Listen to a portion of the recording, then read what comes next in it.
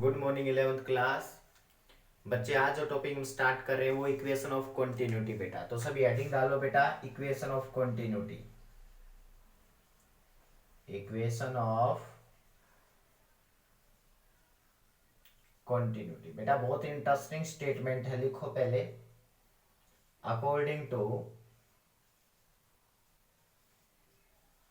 According to equation of continuity, according to equation of A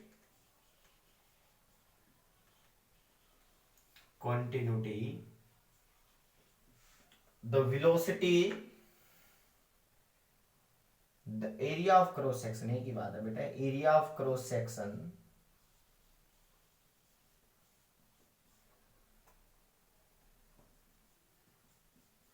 area of cross section, area of cross section of any tube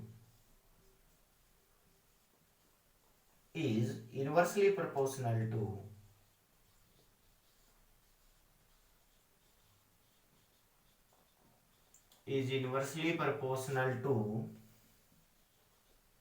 the velocity of fluid through that cross section।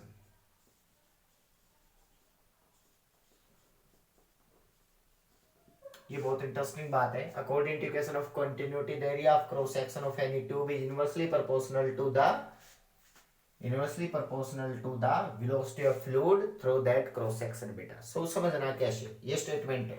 इसका मतलब area of cross section is inversely proportional to velocity के हमने prove करना है बेटा कि ये prove है या सही है या गलत है बेटा। सुनना, A is inversely proportional to 1/b। क्या किया, मैंने एक ट्यूब ली बेटा,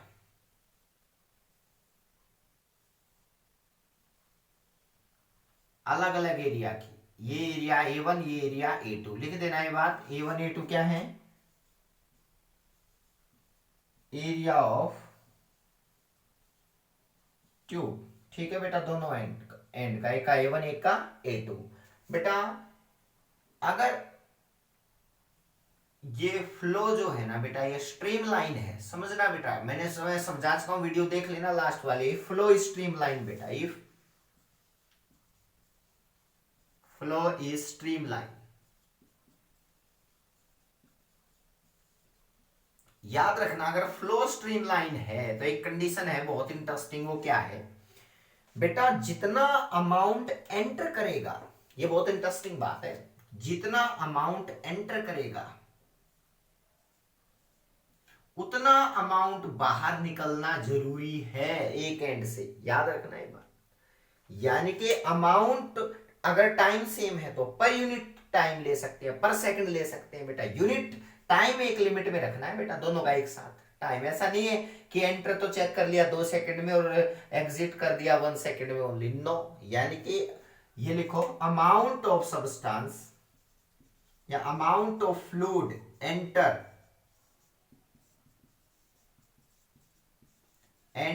पर second through a cross section is equal to, amount of fluid enter per second through a cross section is equal to amount of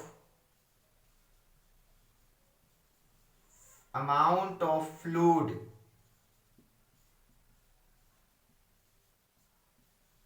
exit per second through a cross section. याद रखना ये बात बेटा, ये statement clear होनी चाहिए सभी बच्चों को कि एंटर करने का अमाउंट पर सेकंड इक्वल होना चाहिए किसके, एग्जिट करने, कितना बाहर निकलना है। अगर फ्लो स्ट्रीम लाइन है तो बेटा ऐसा नहीं हो सकता कि यूनिट टाइम में यहां ज्यादा लाइन एंटर करगी, यहां निकलने वाली कम मिली। नो, जितना एंटर करेगा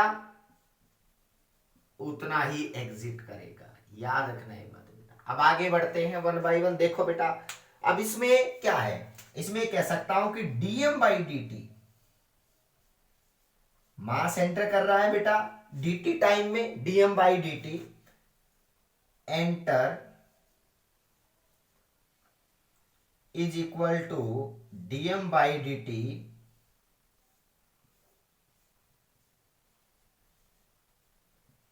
एग्जिट। बेटा दोनों इक्वल होने जरूरी है, एंटर और एग्जिट दोनों इक्वल होने जरूरी है बेटा।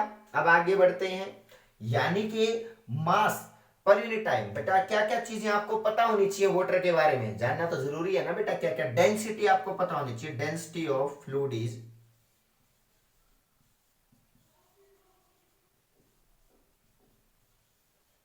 रो मान लिया बेटा, क्लियर है। मैं आपसे कहता हूं कि dt टाइम में मान लिया फ्लूइड बेटा यहां तक चला गया, कुछ लेवल यहां तक लिया उसने,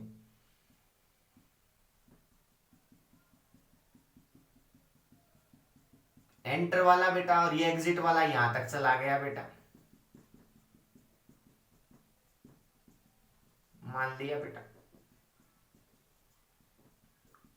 एंटर करने वाला यहां तक गया, एग्जिट करने वाला, अमाउंट बराबर है, अमाउंट क्या है, इक्वल है बेटा, ठीक है।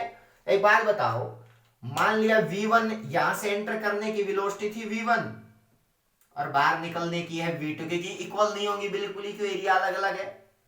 तो मुझे बताओ dt टाइम में ये कितनी डिस्टेंस ट्रेवल कर गया होगा बेटा, dt टाइम में तो v1 इंटू dt, मान लिया बेटा उसी dt टाइम में ये कितनी दूर चला गया होगा, ये होगा v2 इंटू dt। लो बेटा, और मैं आपसे पूछता हूं कि बताओ कितनी वॉल्यूम ऑक्यूपाई की इसने बेटा, कितने वॉल्यूम का लिक्विड एंटर कर गया बेटा। तो वॉल्यूम का एंटर वॉल्यूम क्या होती है बताओ, सबको पता है, वॉल्यूम का फॉर्मूला होता है एरिया इंटू लेंथ।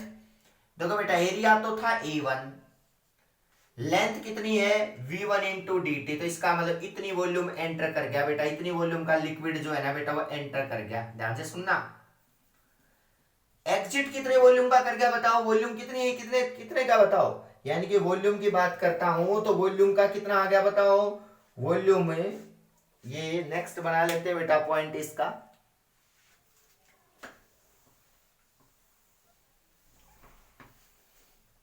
देखो बेटा, यानी कि वॉल्यूम ऑफ लिक्विड एग्जिट, ये कितना आएगा, ये आएगा बेटा, एरिया तो है A2,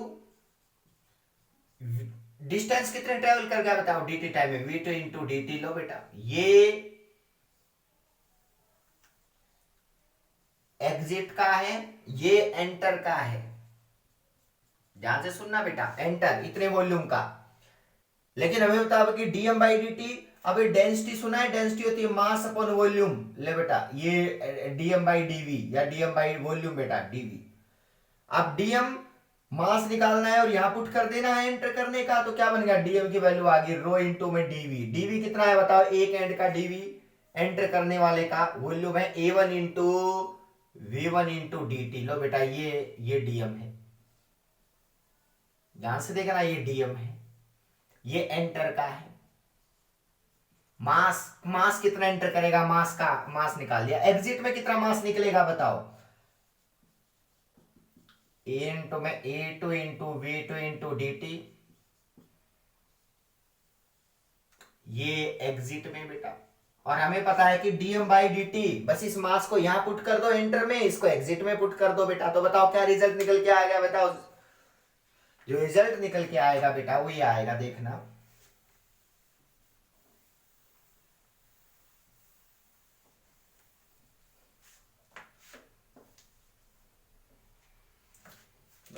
डेल्टा पुट कर दो A1 v1 dt upon dt is equal to, exit में और कर दो बेटा, डेल्टा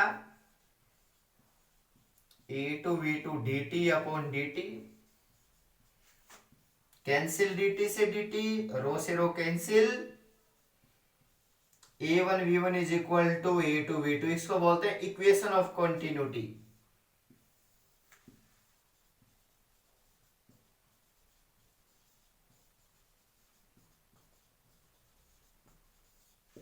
ठीक है बेटा, आप देखो area A1 by A2 V2 by V1, क्या मतलब हुआ, एरिया और वेलोसिटी क्या है, दोनों आपस में इनवर्सली है, यही मुझे प्रूव करना था बेटा। देख लो आ चुका है कि area is inversely proportional to क्या है बताओ, वेलोसिटी। ये मुझे प्रूव करना था, यही स्टेटमेंट स्टार्टिंग में लिखवाई थी बेटा मैंने। इसका मतलब जहां एरिया ज्यादा होगा बेटा, इफ एरिया इज मोर, वहां वेलोसिटी क्या होगी वाटर की, लेस। ये बात क्लियर होनी चाहिए। और जहां एरिया लेस है बेटा, वहां वेलोसिटी क्या होगी वाटर की, ज्यादा। ये आप कॉमन सेंस यूज कर सकते हो बेटा।